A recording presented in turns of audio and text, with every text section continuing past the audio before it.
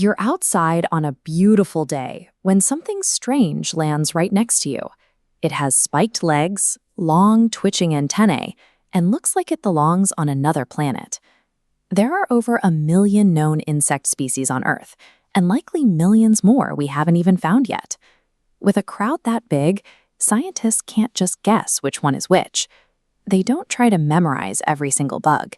Instead, they play a simple game of elimination, just like the board game Guess Who. They use a tool called a dichotomous key. It's essentially a flowchart of this or that questions that helps you navigate the crowd. Every time you answer a question, you take a fork in the road. Choosing the right path immediately removes half the possibilities from the board. Identifying nature isn't a test of memory. It's just a matter of knowing which physical details to look at first. Let's try to find our way to an answer by looking at one specific insect.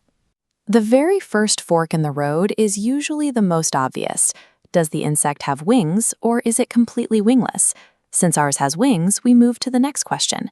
Are those wings thin and clear like cellophane, or are they hard and smooth like a shell? If you look where this arrow is pointing, the front wings on this insect are solid and shield-like with no visible veins. That hard, shell-like texture tells us exactly where we are on the map. This is a beetle.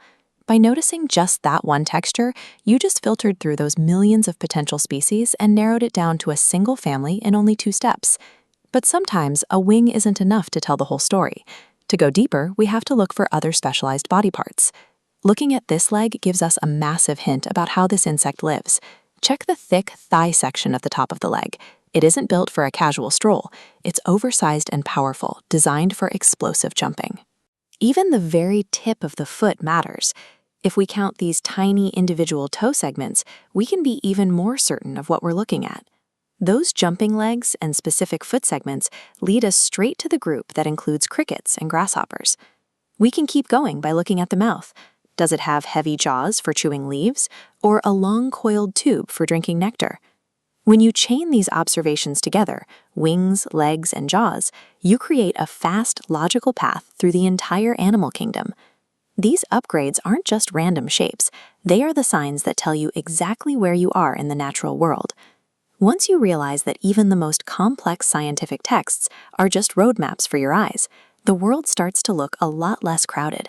You're now looking at the environment with the same precision as someone who's been studying it for years.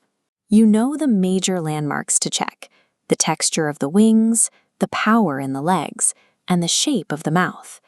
So the next time you see something small and strange crawling on a leaf, don't just walk past. Look a little closer and ask yourself that first this or that question. Nature isn't a locked room reserved for experts. It's an open book, and now you know how to read it.